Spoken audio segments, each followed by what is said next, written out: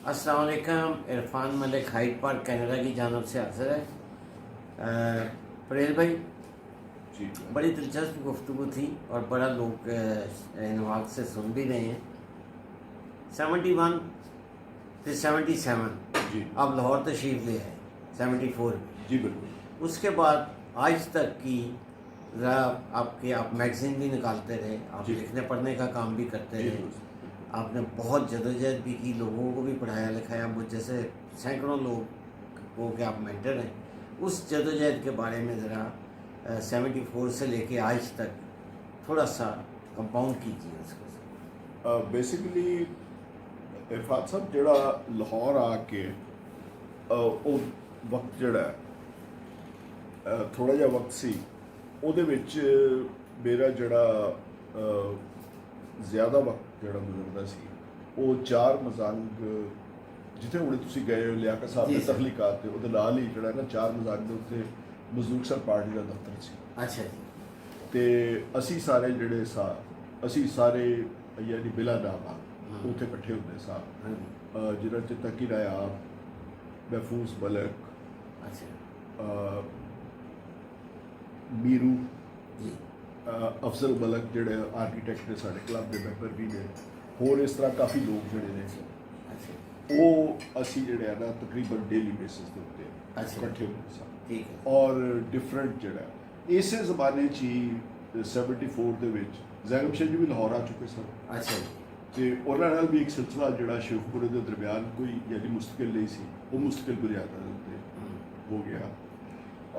ਜ਼ੈਨਬ ਸ਼ਾਹ ਜੀ ਨੇ ਮੁਖਤਲਿਫ ਜਗ੍ਹਾ ਦੇ ਉੱਤੇ ਲੈ ਕੇ ਜਾਣਾ ਸ਼ੁਰੂ ਕੀਤਾ, ਜਿਨ੍ਹਾਂ 'ਚੋਂ ਸਭ ਤੋਂ ਜ਼ਿਆਦਾ ਬਿਹਤਰੀਨ ਜ਼ਮਾਨਾ ਜਿਹੜਾ ਗੁਜ਼ਰਿਆ ਉਹ ਮੀਆਂ ਸਲੀਮ ਜਹਾਂਗੀਰ ਸਾਹਿਬ। अच्छा ਮੀਆਂ ਸਲੀਮ ਜਹਾਂਗੀਰ ਸਾਹਿਬ ਪ੍ਰੈਕਟਿਸਿੰਗ ਲਾਇਰ ਸਨ जी। ਔਰ ਇੱਕ ਤਰ੍ਹਾਂ ਮਜ਼ਦੂਰ ਸਨ ਪਾਰਟੀ ਦਾ ਲਾਹੌਰ ਦੇ ਵਿੱਚ ਨਿਸ਼ਾਨ ਸਨ, ਓਪਨ ਅੱਛਾ। ਫਰੰਟ ਦੀ ਪਾਰਟੀ। अच्छा ਔਰ ਮੀਆਂ ਸਾਹਿਬ ਦਾ ਜਿਹੜੀ ਸ਼ਾਇਰੀ ਜਿਹੜੀ ਹੈ ਉਹ ਬਾਅਦ 'ਚ ਪੋਸਟਹੈਮਸਲੀ ਉਹਨਾਂ ਦੀ ਸ਼ਾਇਰੀ ਦਾ ਮਜਮੂਆ ਜ਼ੈਨਬ ਸ਼ਾਹ ਨੇ ਐਡਿਟ ਕੀਤਾ, ਉਹ ਛਪੇ ਹੈ ਅੱਜ ਦੀ ਵਾਰ। अच्छा ਉਹ ਬਹੁਤ ਜ਼ਬਰਦਸਤ ਯਾਨੀ ਸ਼ਾਇਰ ਸਨ ਔਰ ਮੀਆਂ ਸਾਹਿਬ ਦੀ ਚੂँकि ਬੜੀ ਗਹਿਰੀ ਇਨਵੋਲਵਮੈਂਟ ਸੀ अच्छा ਤੇ ਇਹ ਸਾਰਾ ਵੇਲਾ ਜਿਹੜਾ ਫਿਰ ਇਹਦੇ ਦਰਮਿਆਨ ਮੈਂ ਗੁਜਰਾਲੇ ਚਲਾ ਗਿਆ ਦੁਬਾਰਾ अच्छा ਤੇ ਉੱਥੇ ਕੋਈ 18 ਮਹੀਨੇ ਮੇਰਾ ਸਟੇ ਰਿਹਾ। अच्छा ਉਸੇ ਜ਼ਮਾਨੇ 'ਚ ਮੈਂ ਆਪਣੇ ਉਹਨਾਂ ਦੋਸਤਾਂ ਨੂੰ ਜਿਹੜਾ ਕਿ ਯਾਨੀ ਜਿਹਨੂੰ ਮੈਂ ਕਹਾਂਗਾ ਵਜ਼ੀਰਾਬਾਦ ਹਾਂ। ਗਰੁੱਪ, ਜਿਹਦੇ 'ਚ ਬੇਸ਼ੁਮਾਰ ਲੋਕ शर्जील अंदर साहब। ਸ਼ਰਜੀਲ ਅੰਦਰ ਸਾਹਿਬ, ਮਸੂਦ ਅਕਰਮ ਰੜੈਚ, हाँ जी। ਬਾਊ ਇਸਮਾਈਲ, ਬਾਊ ਆਜ਼ਮ, जी सर। ਖਾਜਾ ਖੁਰਸ਼ੀਦ ਅਨਵਰ, हाँ ਇਹਨਾਂ ਸਾਰੇ ਦੋਸਤਾਂ ਨਾਲ ਸ਼ਰਜੀਲ ਸਾਹਿਬ ਦੀ ਵਜ੍ਹਾ ਨਾਲ ਔਰ ਸ਼ਰਜੀਲ ਸਾਹਿਬ ਦੀ ਸ਼ਾਇਰੀ ਦੀ ਦਿਲਚਸਪੀ ਦੀ ਵਜ੍ਹਾ ਨਾਲ ਇਹਨਾਂ ਦੇ ਉਸਤਾਦ ਅਖਤਰ ਸਾਹਿਬ ਜਾਫਰ ਸਾਹਿਬ ਨੂੰ ਮਿਲਿਆ। अच्छा ਲੇਕਿਨ ਇਹ ਉਹ ਜ਼ਮਾਨਾ 75 ਔਰ 76 ਦਾ, ਅੱਛਾ। ਫਰਵਰੀ 75 ਤੋਂ ਲੈ ਕੇ ਜੁਲਾਈ 76 ਤੱਕ ਮੈਂ ਗੁਜਰਾਲੇ ਰਿਹਾ अच्छा ਤੇ ਗੁਜਰਾਲੇ ਫਰੰਟ ਦੇ ਉੱਤੇ ਉਹ ਜਿਹੜੀ ਪੁਰਾਣੀ ਐਕਟੀਵਿਟੀ ਸੀ ਉਹਦਾ ਵੀ ਹਿੱਸਾ ਰਿਹਾ अच्छा ਤੇ ਇਹ ਇੱਕ ਨਵਾਂ ਮੈਦਾਨ ਮੈਨੂੰ ਮਿਲਿਆ। अच्छा ਤੇ 76 ਦੇ ਵਿੱਚ ਮੈਂ ਦੁਬਾਰਾ ਲਾਹੌਰ ਵਾਪਸ ਆ ਗਿਆ अच्छा सर। ਤੇ ਸੋ ਮਤਲਬ ਇਹ ਕਿ ਮੇਰਾ ਸ਼ੇਖਪੁਰ ਨਾਲ ਵੀ ਤਾਲੁਕ ਕਾਇਮ ਰਿਹਾ। अच्छा ਗੁਜਰਾਲੇ ਔਰ ਲਾਹੌਰ ਯਾਨੀ ਮੈਂਬਰ ਤੁਹਾਡਾ ਇਹ ਤਿੰਨ ਸੈਂਟਰ ਪੰਜਾਬ ਦੇ ਤਿੰਨ ਸ਼ਹਿਰ ਨੇ। ठीक है सर।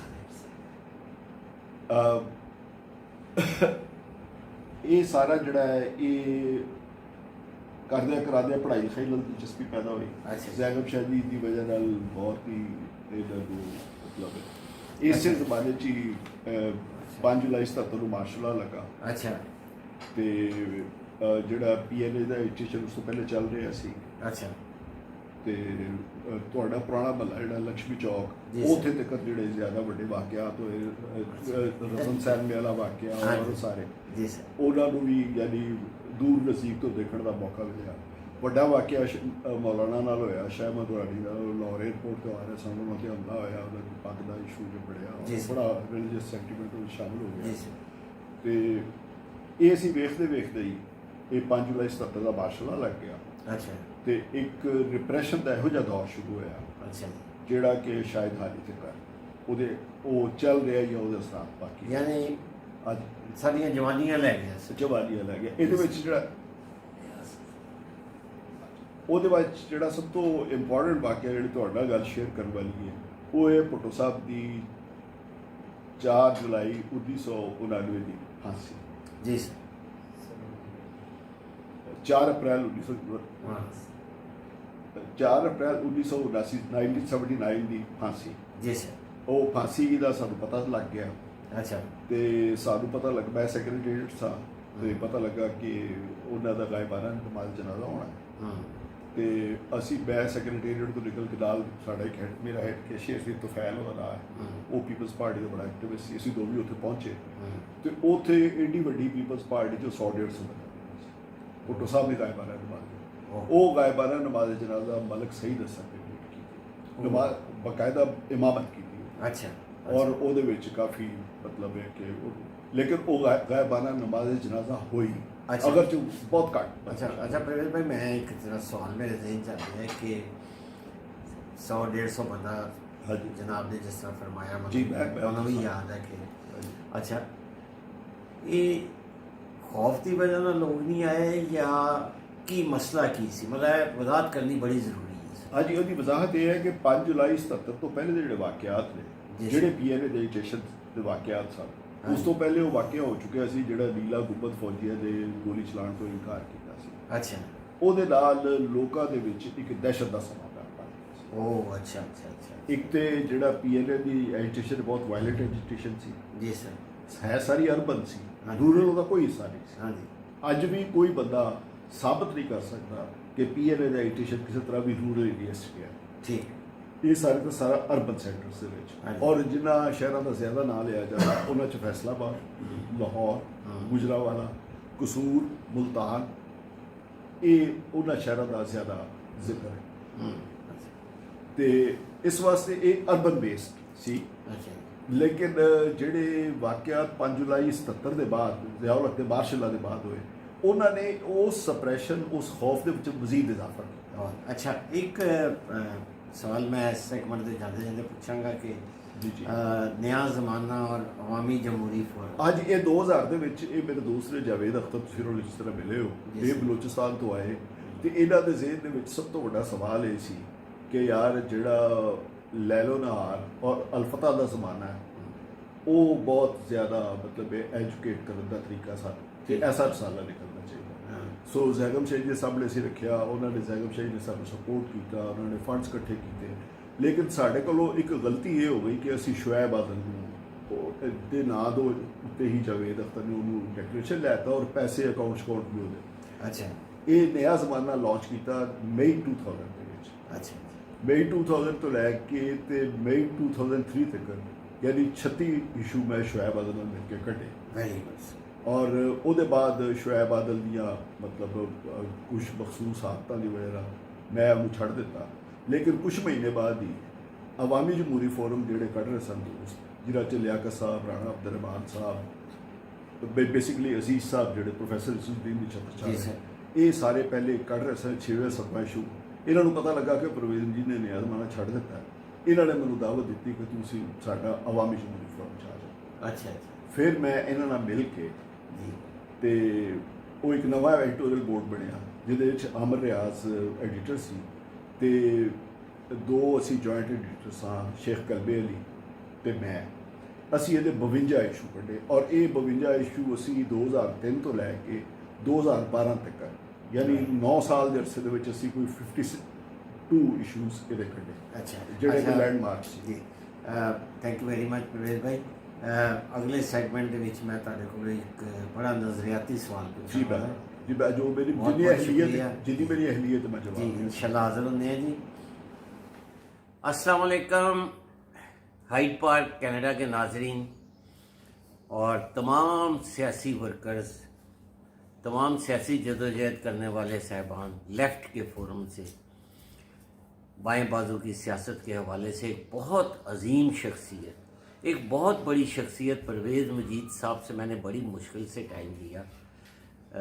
इंतहाई नज़रियाती आदमी हैं, एक आर्डेंट पॉलिटिकल एक्टिविस्ट हैं। इनकी ज़िंदगी की तमाम जदोजहद थी वो एक गैर तबकाती माशरे के क़याम के हसूल के लिए थी और इसमें ना तो कोई ज़ाती ख्वाहिशात का कोई तल्लुक़ था और ना ही इक़्तिदार के हसूल की कोई कोशिश मतलूब थी। ये इतनी बड़ी शख्सियत हैं कि मैं भी इनका तारुफ़ कराने से कासर हूँ। मेरे जैसे हज़ारों लोगों के मेंटर मैंने भी पिछले 50 साल में 70s में इनसे बहुत कुछ सीखा।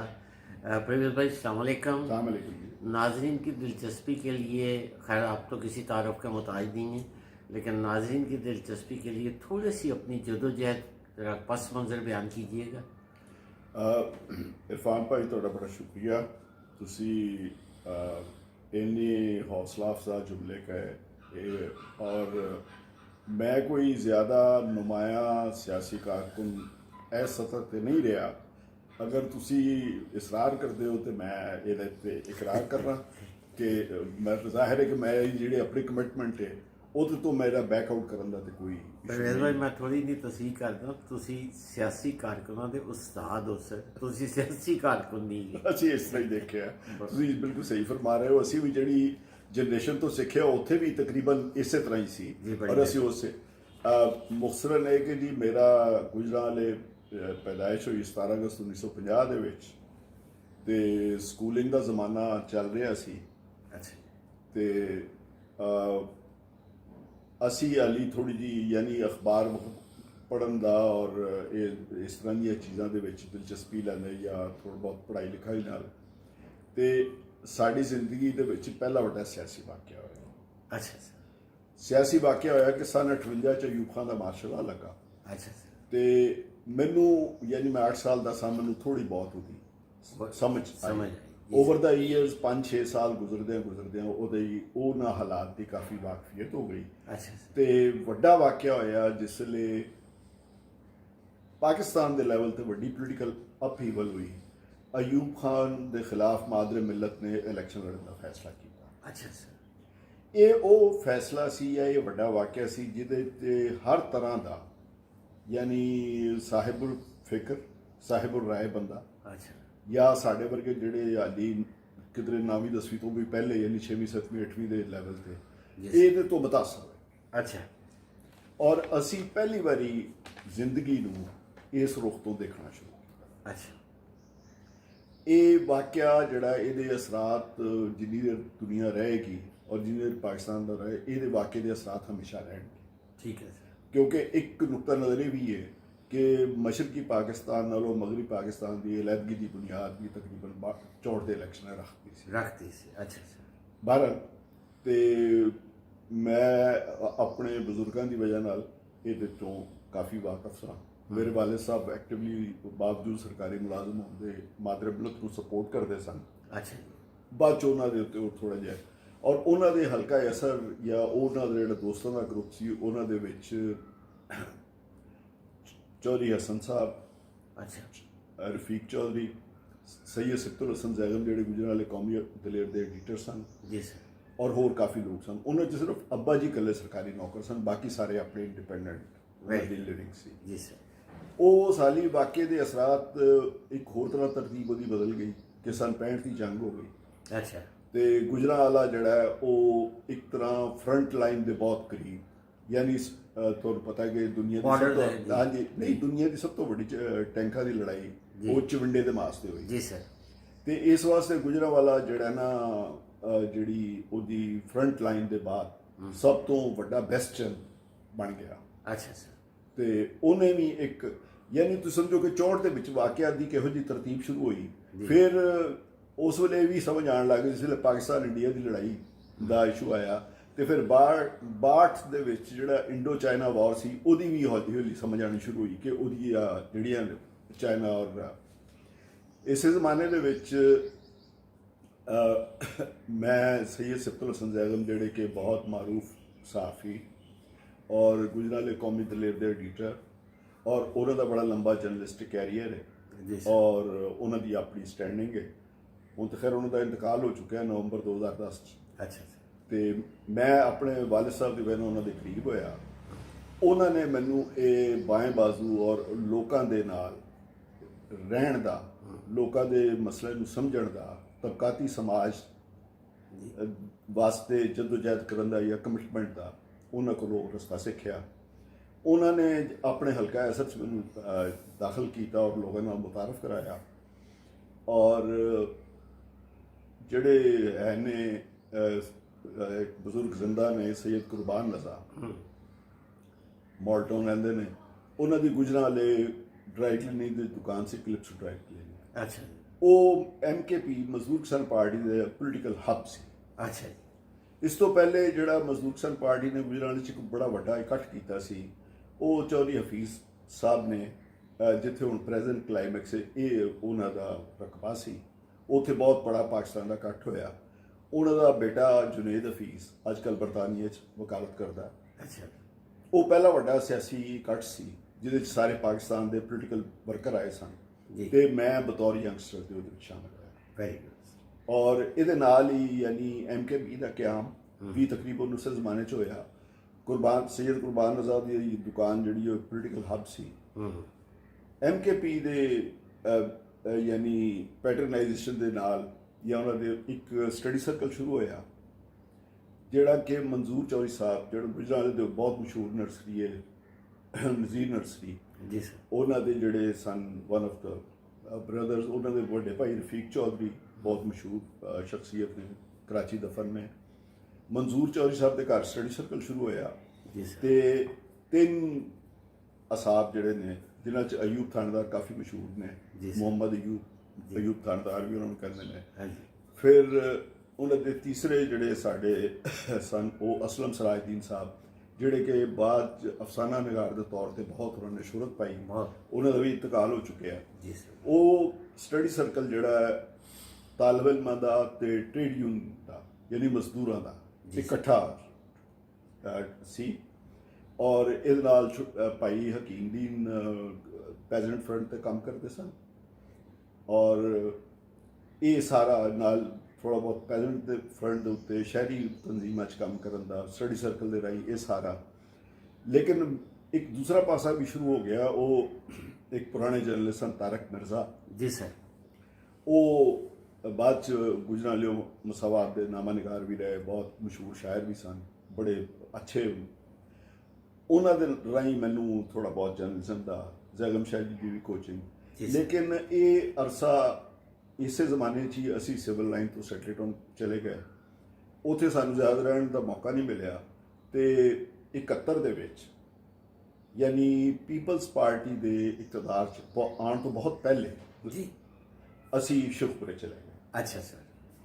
ਇਨਫੈਕਟ ਇਹ 'ਚ ਦਿਲਚਸਪ ਗੱਲ ਇਹ ਹੈ ਕਿ ਸਾਡੇ ਤੋਂ ਕੋਈ ਪਾਬੰਦੀ ਨਹੀਂ ਸੀ MKP ਵੱਲੋਂ, ਬਾਵਜੂਦ ਅਸੀਂ ਉਹਨਾਂ ਦੇ ਫੋਲਡ 'ਚ ਕੰਮ ਕਰਦੇ ਸਾਂ ਕਿ ਅਸੀਂ ਉਸ ਯਾਨੀ ਜਿਹੜੀ ਹੈ ਸੀ ਆਜ਼ਾਦੀ, ਉਹਦੀ ਬੁਨਿਆਦ ਦੇ ਉੱਤੇ ਗੁਜਰਾਂਵਾਲੇ ਸੈਟਲਟਨ ਪੀਪਲਸ ਪਾਰਟੀ ਦੀ ਬੁਨਿਆਦ ਰੱਖੀ। अच्छा। ਉਹ ਰੱਖਣ ਵਾਸਤੇ ਇੱਕ ਪੁਰਾਣੇ ਟ੍ਰੇਡ ਯੂਨੀਅਨ ਲੀਡਰ ਸਨ ਜਿਹਨਾਂ ਨੇ ਇੰਟੀਰੀਅਰ ਸਿੰਧ 'ਚ ਕੰਮ ਕੀਤਾ ਸੀ, ਸੈਯਦ ਕਾਮਰੇਡ ਤੈਯਬ ਹਾਸ਼ਮੀ। जी सर। ਇੱਕ ਜਮਸ਼ੇਦ ਪਾਲ ਹੈ, ਉਹ ਸ਼ਾਇਦ ਹਾਲੀ ਵੀ ਉਹਨਾਂ ਦੇ ਵੱਡੇ ਭਾਈ ਵਕੀਲ ਨੇ। जी सर। ਇੱਕ ਬਰਕੀਆਂ ਦਾ ਲੜਕਾ ਸੀ, ਲੜਕਾ ਸਾਡਾ ਹਮਰ ਜਾਂ ਸਾਡਾ ਇੱਕ ਸਾਡਾ ਛੋਟਾ ਲੜਕਾ ਸੀ ਨਿਜ਼ਾਮਦੀਨ। ਇਹ ਇਨਫੈਕਟ ਅਸੀਂ ਉੱਥੇ ਸੈਟਲਟਨ ਟਾਊਨ ਗੁਜਰਾਂਵਾਲੇ ਪੀਪਲਸ ਪਾਰਟੀ ਦੀ ਬੁਨਿਆਦ ਰੱਖੀ ਸੀ। ਲੇਕਿਨ ਸਾਡੇ ਉੱਤੇ ਕੋਈ ਪਾਬੰਦੀ ਨਹੀਂ ਸੀ ਕਿ ਅਸੀਂ MKP ਦੇ ਫੋਲਡ 'ਚ ਹੁੰਦੇ ਹਾਂ, ਪੀਪਲਸ ਪਾਰਟੀ ਦੇ ਵਾਸਤੇ ਕੰਮ ਸੀ, ਯਾਨੀ ਅਸੀਂ ਇੱਕ ਤਰ੍ਹਾਂ ਦੋਵੇਂ ਫਰੰਟ ਤੇ ਕੰਮ ਕਰ ਰਹੇ ਸੀ। बहुत बहुत मेहरबानी परवेज़ भाई। नाज़रीन अभी जाइएगा नहीं, ये तो इनकी ज़ाती जदोजहद का एक छोटा सा पहलू जब इन्होंने उजागर किया। अभी अगले सेगमेंट्स में हम पॉलिटिकल उस पर भी बात करेंगे, इनकी हकीकी सियासी जदोजहद, जेलों की, कोड़ों की और कैद की, उसकी भी बात होगी। बहुत बहुत शुक्रिया Irfan Malik, thank you very much.